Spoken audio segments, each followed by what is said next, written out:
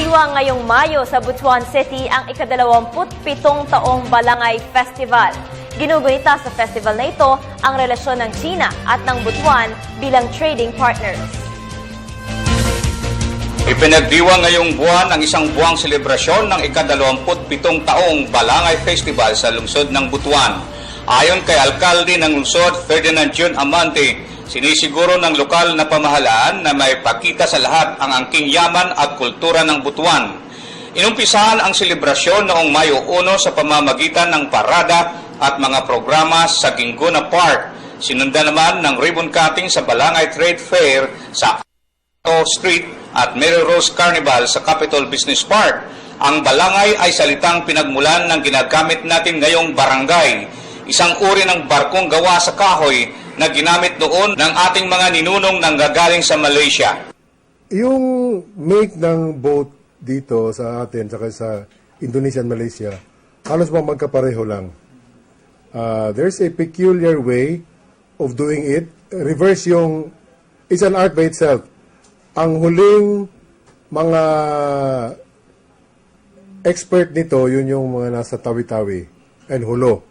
Sila yung gumawa ng balanghay na ginamit ni Yusek Art Valdez to trace the route.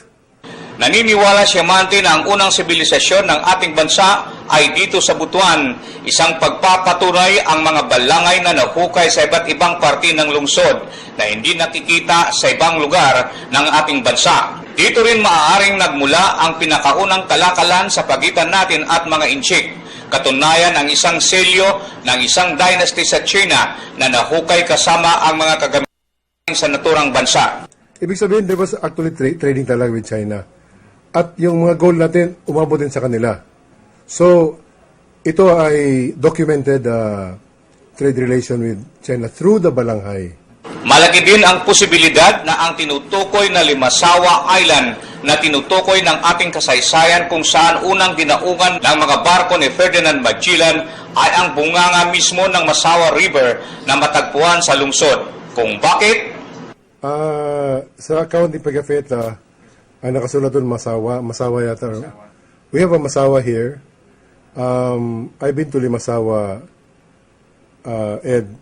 Huwag lang sila magalit sa akin, pero wala akong nakitang lugar doon na pwedeng mag-dock ng boat except for a short stretch of white sand.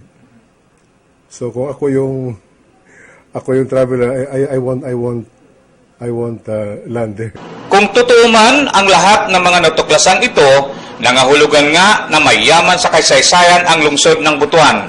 At ang Balangay Festival ay isang pagbabalik tanaw sa kasaysayan ito ng pinagmula mga Pilipino. Para sa Telebisyon ng Bayan kasama si Julius Masayon, AD Arellano.